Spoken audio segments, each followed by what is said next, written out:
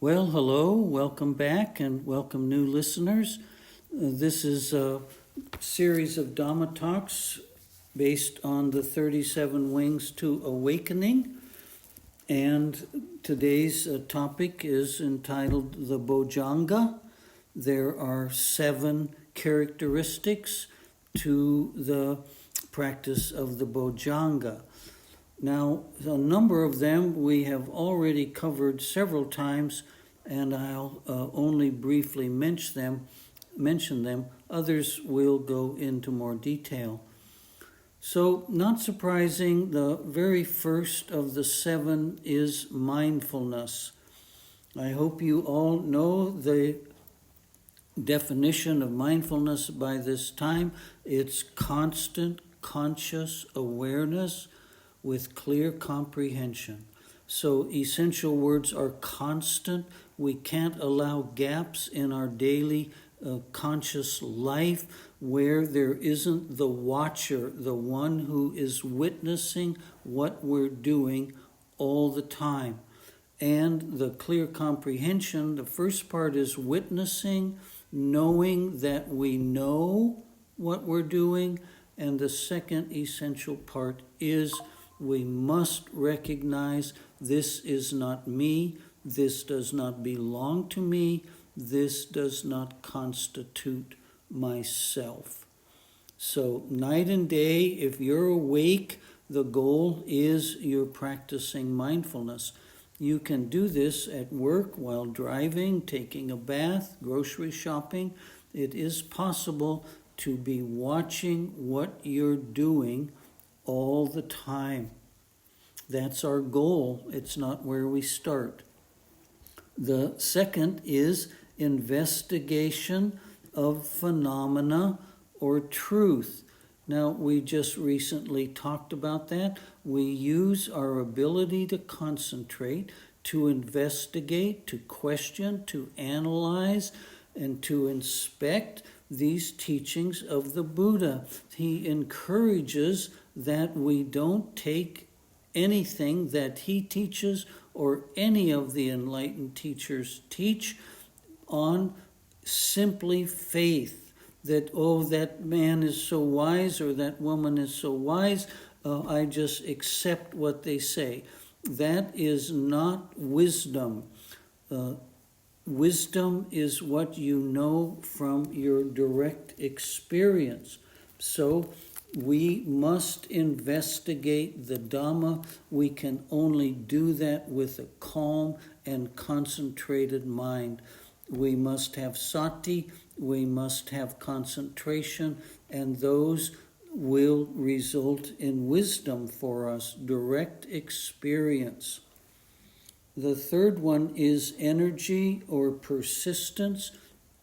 Energy is sometimes translated as right effort.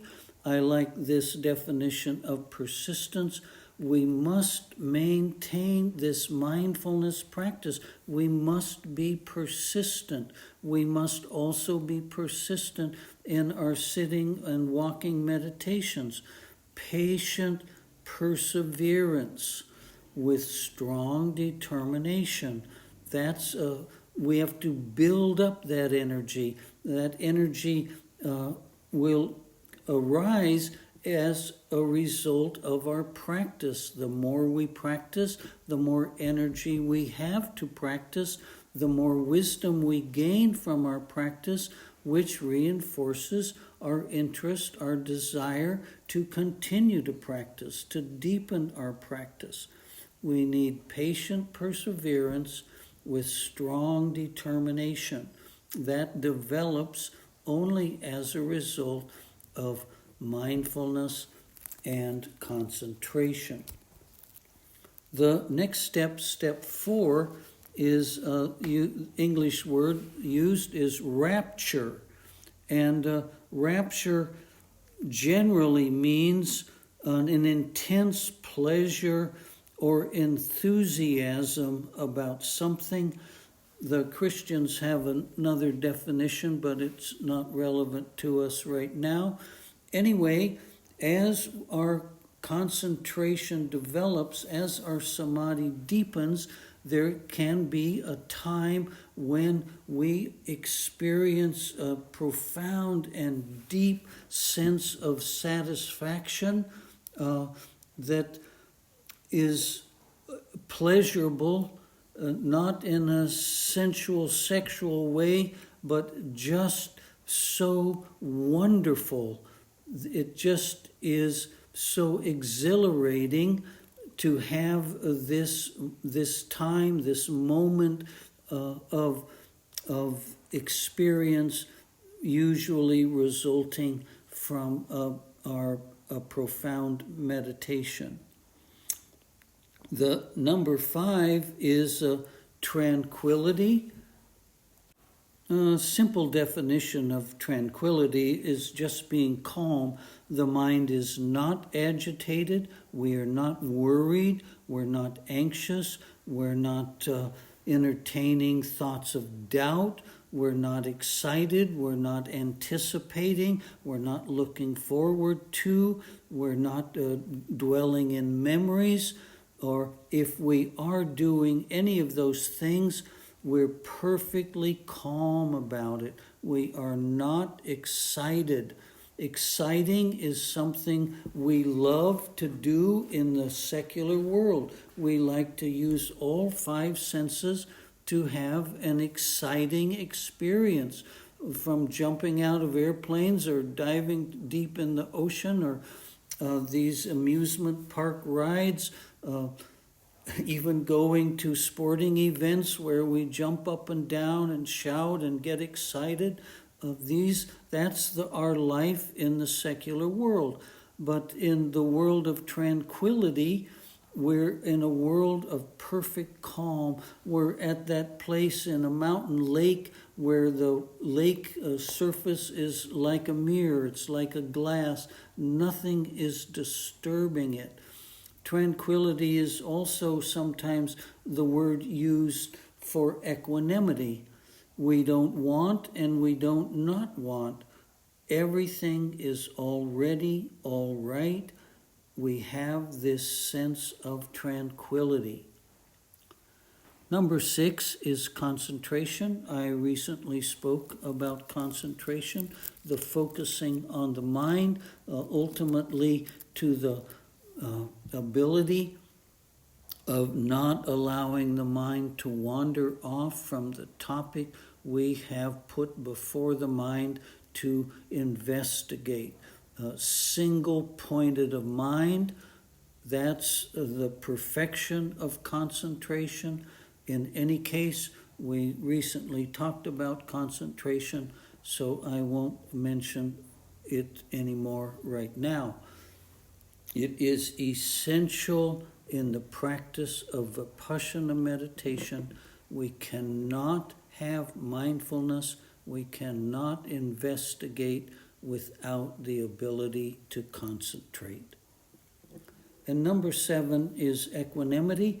I mentioned equanimity in relation to tranquility.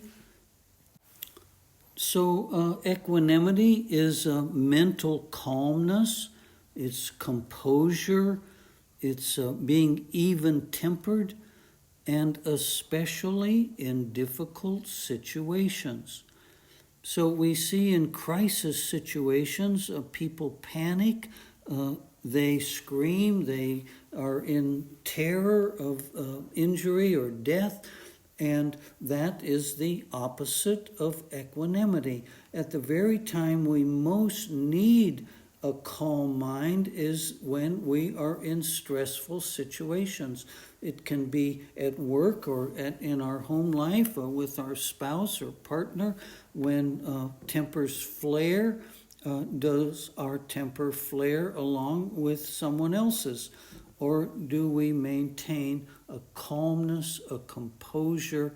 We don't allow ourselves to be emotionally disturbed. So equanimity is living this balanced life where ultimately we can say yes is good and no is also good. We can say Everything is already all right.